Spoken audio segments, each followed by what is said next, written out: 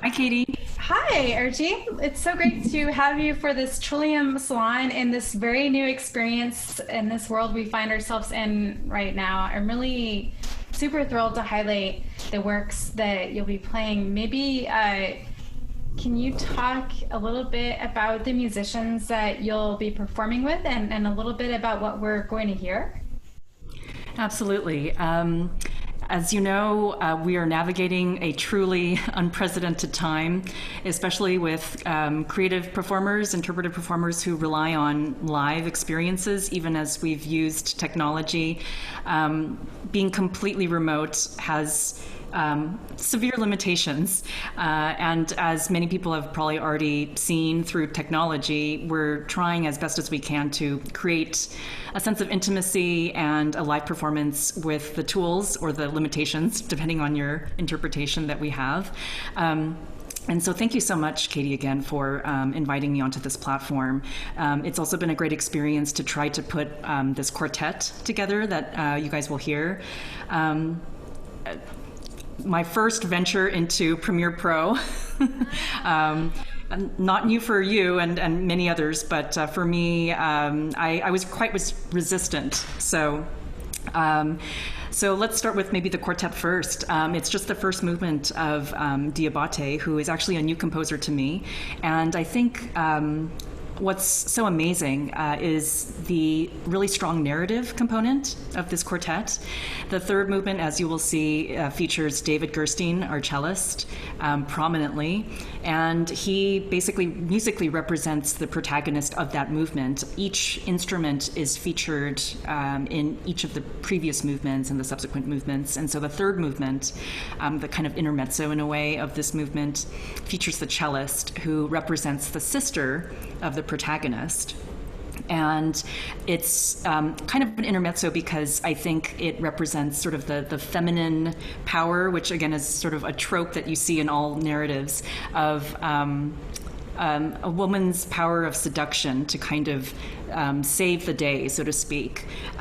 It's basically about palace intrigue and a blacksmith warrior who tries to overtake a throne in the absence or to take advantage of weakness of an existing throne. And it's only through Nana Triban, who is the sister of the protagonist, in her powers of seduction, who is then able to kind of weasel out the vulnerability of this blacksmith sorcerer, who otherwise seems completely formidable and invincible to this throng of armies that the protagonist has been able to sort of assemble together.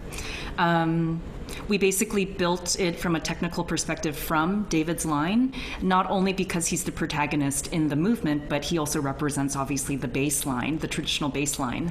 The movement is in a three-part structure. So David opens and closes with a cadenza and then has this middle section that still features him prominently with the rest of the quartet kind of providing accompaniment.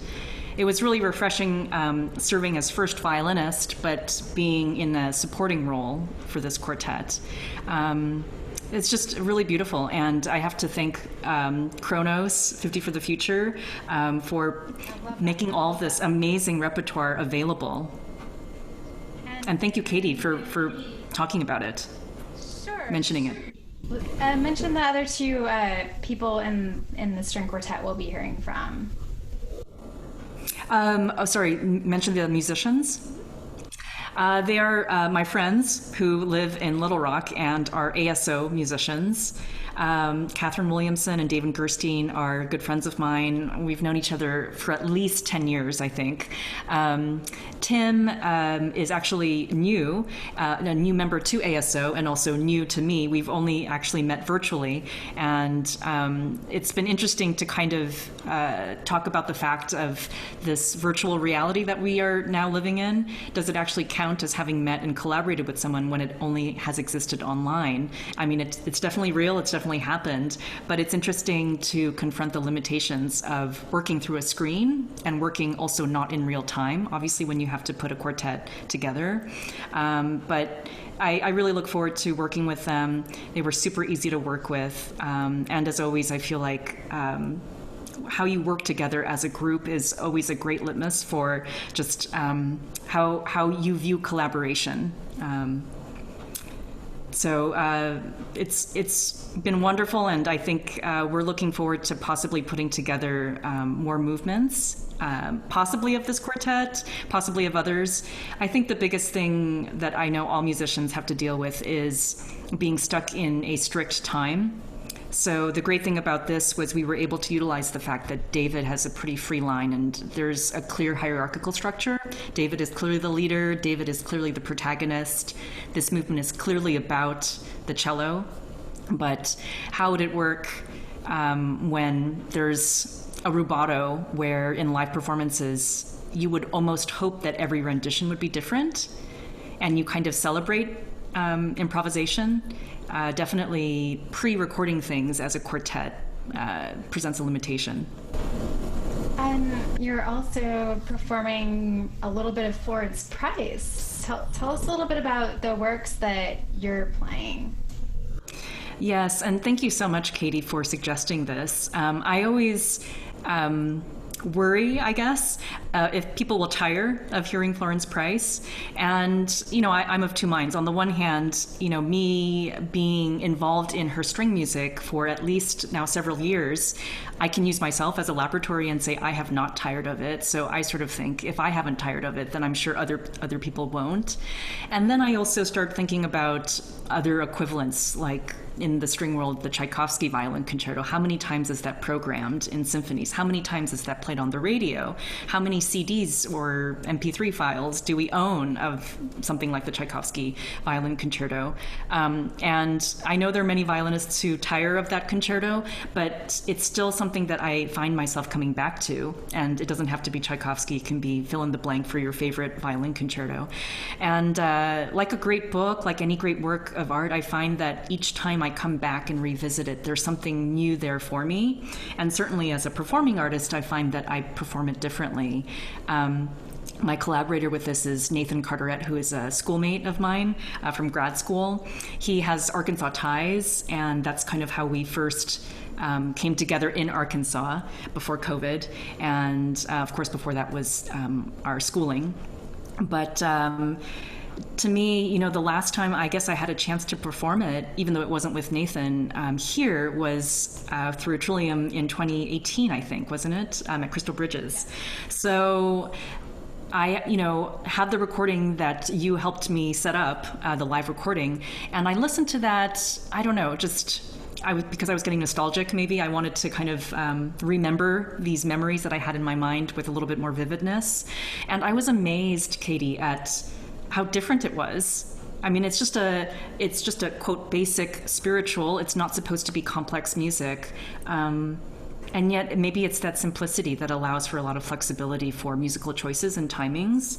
And certainly, I find the intentionally simple nature of it to be a great vessel to explore, I guess, these conflicting feelings of what we're going through right now: uncertainty, melancholy, loneliness, hopes for a more stable and certain future, hopes for a better future.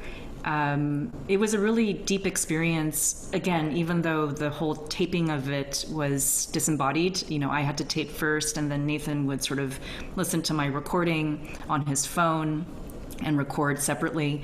Despite all of that, I found it really, really meaningful. So I find the revisiting of Florence Price and the constant revisiting certainly meaningful, but also in this new rendition of social isolation and live performances via technology to be also actually pretty meaningful. I feel like 2020 will be the year that we never forget, but it's also the year that sort of got away from us all. Wow. Well, this is so exciting. Thank you so much for that intro about the pieces, and let's take a listen. Let's experience them.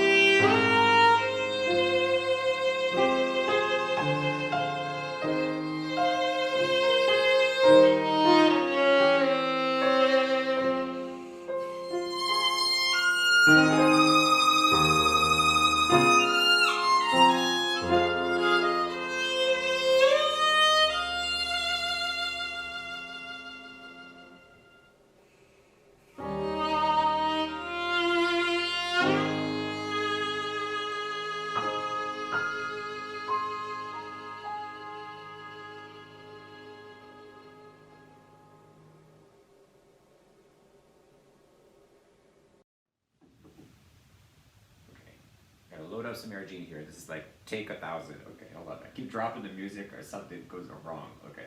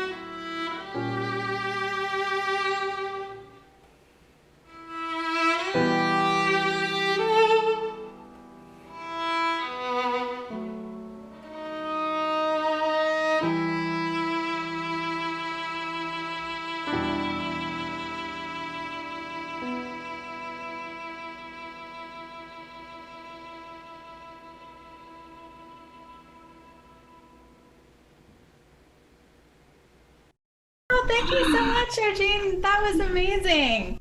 And what a Thank you. to be like you mentioned before the performance. You're not really you're not in this playing in the same room together, and you're not even actually playing at the same time. But this is a performance, and also you can perform basically with musicians who are not in the same place as you. So it's kind of cool like that. What I mean, how are you getting? Have you started feeling like you're getting used to that kind of way of performing in an ensemble, or is it still really weird? It's definitely weird and new. I was definitely able to benefit from the fact that I knew these musicians as friends and colleagues, so I definitely knew their style, I guess, and they know, and vice versa, they know my style, they know sort of the common musical choices that I might make. And with the case with Nathan and I, we've performed these spirituals now together in several different settings. So I feel that I had a lot of liberty to kind of not intentionally throw musical curveballs. You know, if I took a little bit more time than I used to in a certain section, I didn't have a sense that it would derail things.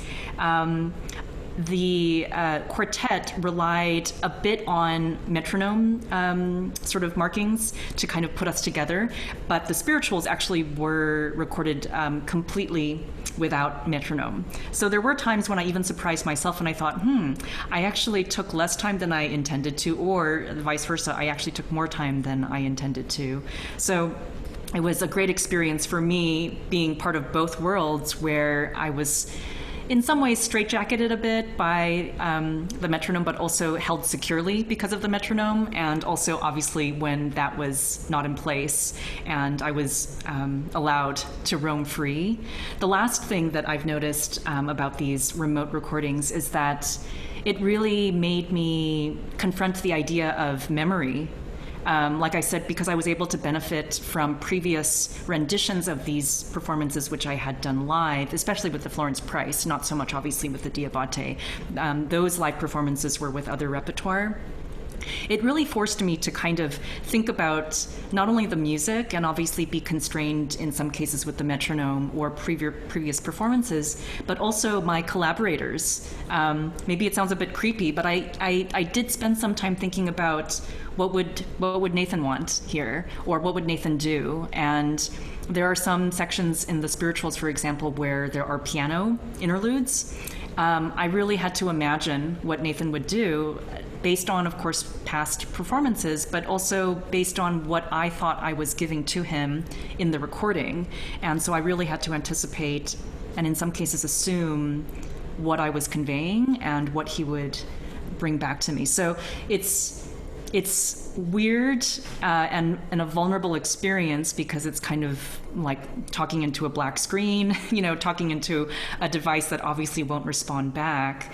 But at the same time, I don't know, it's also a very poetic experience for me, because it's kind of like when you're trying to write a letter to someone, you know, a handwritten letter. Who does that anymore, right? But you're trying to imagine a conversation that may take place a week later.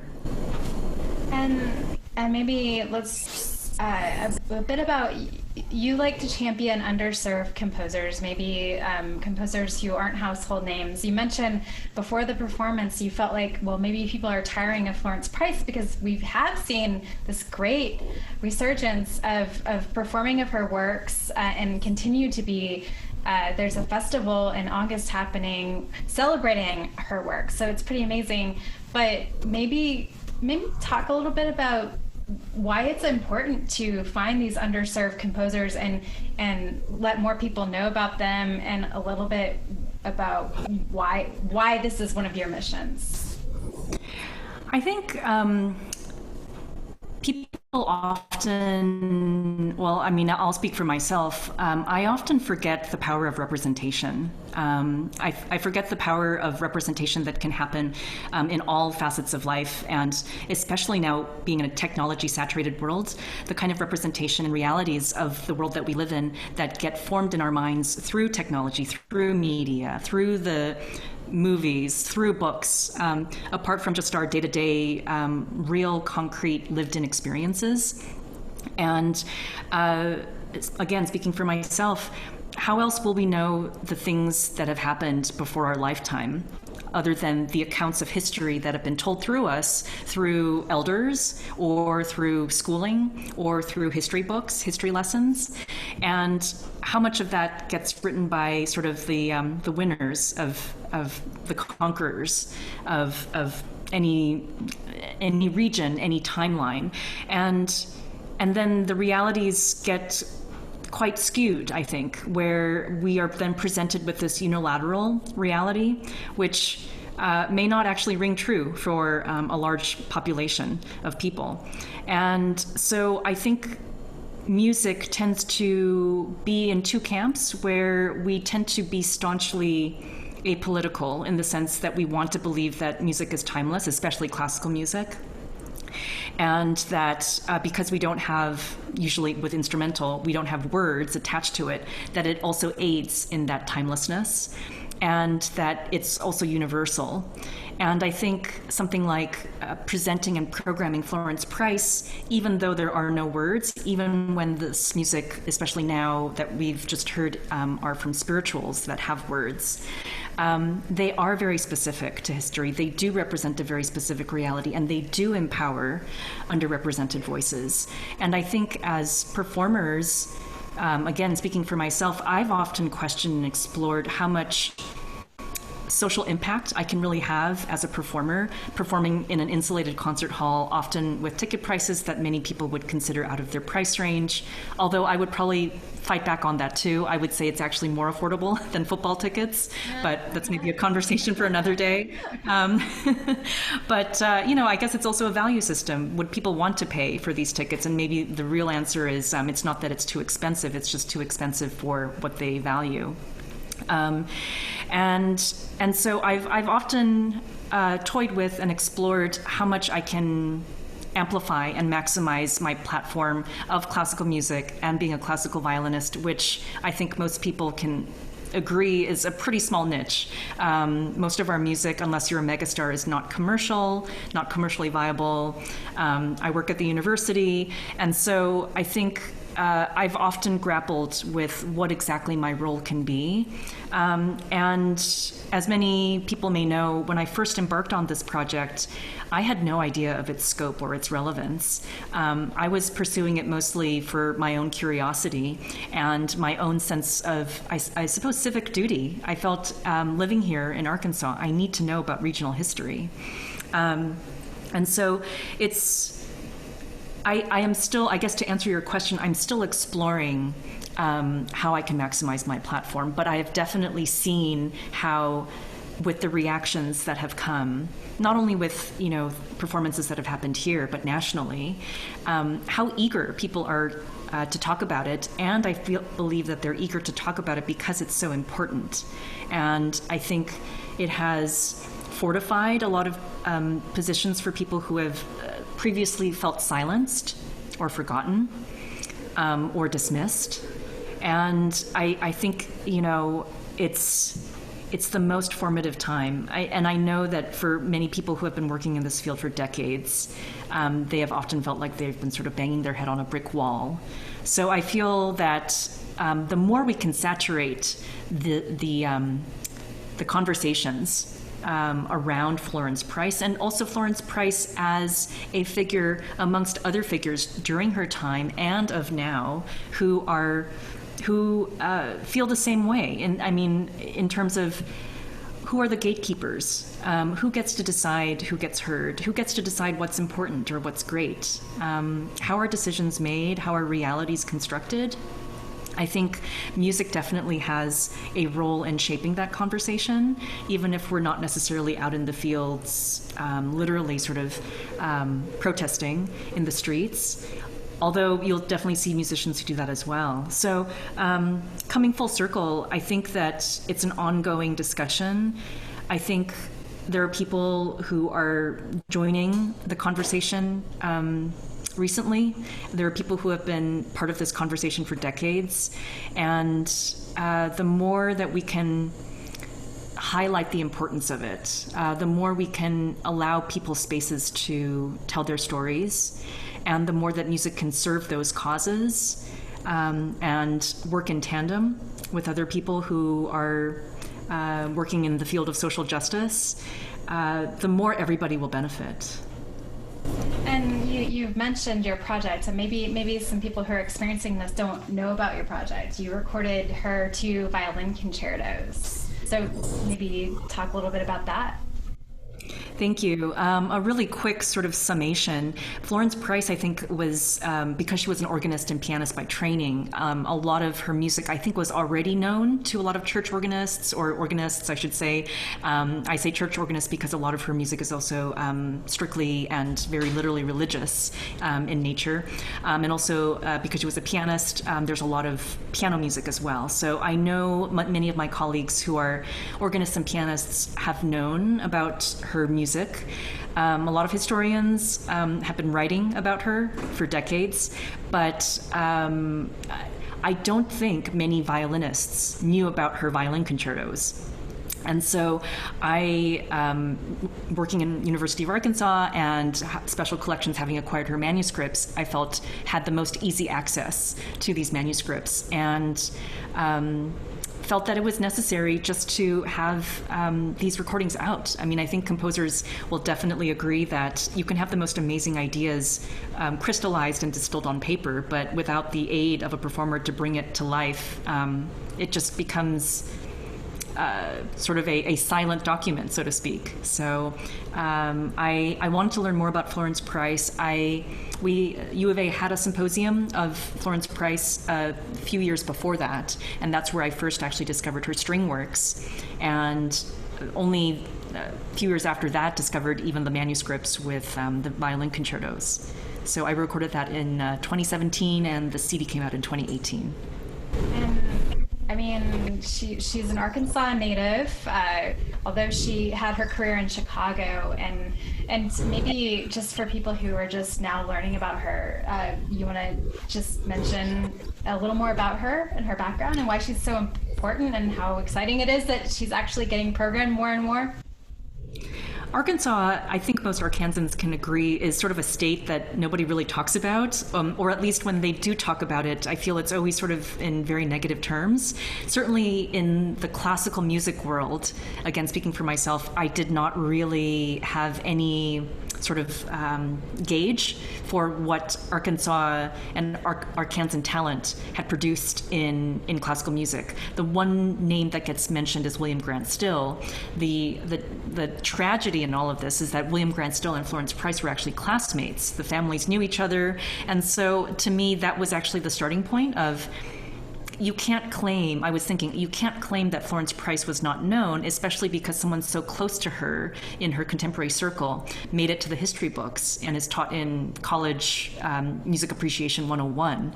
So someone at some point, and I don't say someone, but a collective body at some point made the decision that there was not enough room to include her, but there was enough room somehow to include her childhood friend and childhood classmate. And so I think that was the genesis of my curiosity and my slight sense of injustice that I felt I needed to somehow pursue for my own interest. Born in Little Rock, and due to a lot of the racial violence, her family then fled to Chicago. She was schooled at NEC, New England Conservatory, did come back to the South, but then eventually moved up to Chicago, where she found an artist community that was very, very nourishing for her. So Chicago and Little Rock and Arkansas claim Florence Price as their own, but I think that is a classic case, for example, of how selective history can be. And now maybe it's like, I loved, this is one of my favorite questions to ask musicians, maybe your journey with music, like maybe your earliest memories of when you just realized, oh my God, music, this is what I need to be doing. So I don't know if many musicians will be able to relate to this sentiment, but for me, I actually feel like I didn't choose music, but music just never allowed itself to leave me. And so maybe that's because maybe there's a huge indecisive streak in me, I don't know. But I think one of my biggest difficulties as a classical violinist in its most classical form of training is how skewed it demands people to decide early on to commit to it. And commitment for a classical violinist early on as a child basically means discarding every single thing, in some cases even academic studies, so that you can practice more and that you can develop that muscular dexterity earlier on, when the hand is still developing, and to naturalize it. So there's a big physical component, an athletic component. And then I think it's just a very unforgiving and youth adorizing field where you're basically considered over the hill by age 25, for example. Those numbers obviously by industry standards may change, but very much like, I don't know, models or dancers with huge physicality components. There is definitely the sense of inevitable physical decline that you have to match with the understanding that your music will only get better also with experience and age. So there is kind of that cross field that happens. I will be very honest, I tried to leave music many times because I had other interests, because I wasn't sure, because I had commitment issues with music. And I think the thing that always brought me back was the ultimate healing power for me. I just felt that it had an incredible capacity to heal me, and I mean that in the most general sense. I think there's incredible stories that are held in music, and for me it rivals. And for me, it rivals text, it rivals visual mediums. That's probably just a personal preference. I obviously enjoy all mediums, but I discovered earlier on that I'm kind of a sound junkie. I'm always sort of searching for the perfect sound, and I somehow found that in violin. And of course, once I had a violin in my hands, I didn't feel like the search was ever over. I knew I was sort of addicted when I knew that my day would be sort of ruined or would be made by advances or progresses or perceived failures in capturing the perfect sound. I would also listen to other artists, and I think the first thing I would always listen for is sound. Obviously, for some people, that's not the case. Maybe it might be their interpretation or it might be their technique. But for me, it was always, does this person capture a sound world that I want to stay in forever and want to revisit over and over again? And I think that's what I mean, I guess, when I sort of feel like every time I tried to leave, I just thought, I don't know if I could ever leave that world knowing that the only relationship I could have with that sound world, if I left, would be an audience to basically passively consume it. I think it was not enough for me to be able to be in the passenger seat. Even if I'm a mediocre violinist, I need to be able to have that agency to shape a sound, even if it's a bad sound. So for me, I think my earliest memory and my persistent memory and my persistent relationship is sound searching. Well, I think when you mention the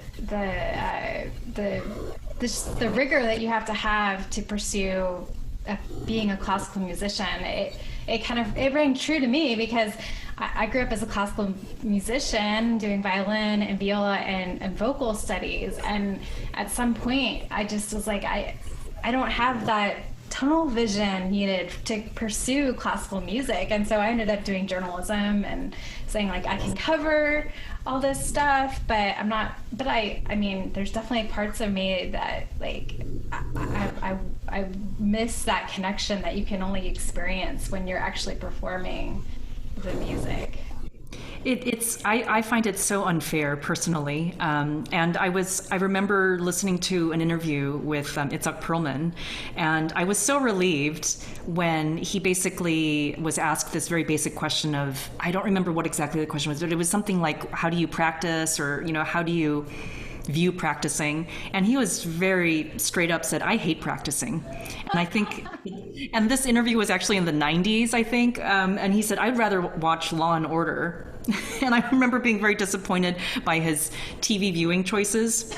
Like, out of all the things you could watch, really, Law and Order. But I feel like I'll never forget that, because it was very comforting for to be revealed that moment of honesty, to realize that practicing never gets easier, it never gets fun. I think it always feels like a chore that it has to be an intentional choice, because there will always be something more exciting and more fun to do instead of practicing. But it also makes you respect those who have mastered the instrument to such amazing levels, because you understand, unless you walk in those shoes, you don't understand the level of rigor, as you were saying, and the level of sacrifice, especially in today's age where there's so many interesting distractions. The amount of focus that it takes to achieve that kind of mastery. Well, thank you so much, Er-Gene, and thank you to Nathan, David, Catherine, Timothy for this amazing performance at this remote salon and this grand experiment, I guess, is what we find ourselves in right now as we try to live through this moment in time. Thank you for continuing to help us connect through music while we're dealing with the pandemic. I was just about to say that, Katie. Thank you so much for creating this platform. Thank you for being so innovative during this time instead of just completely halting live performances. It's been a great journey, and I feel like it's not possible without platforms like this. So thank you so much. And thanks to all of our listeners, our audience, which we can't interact with you guys right now. It's really sad and it bums me out, but also it's amazing that we can still have these kind of connections while we deal with this. Thank you.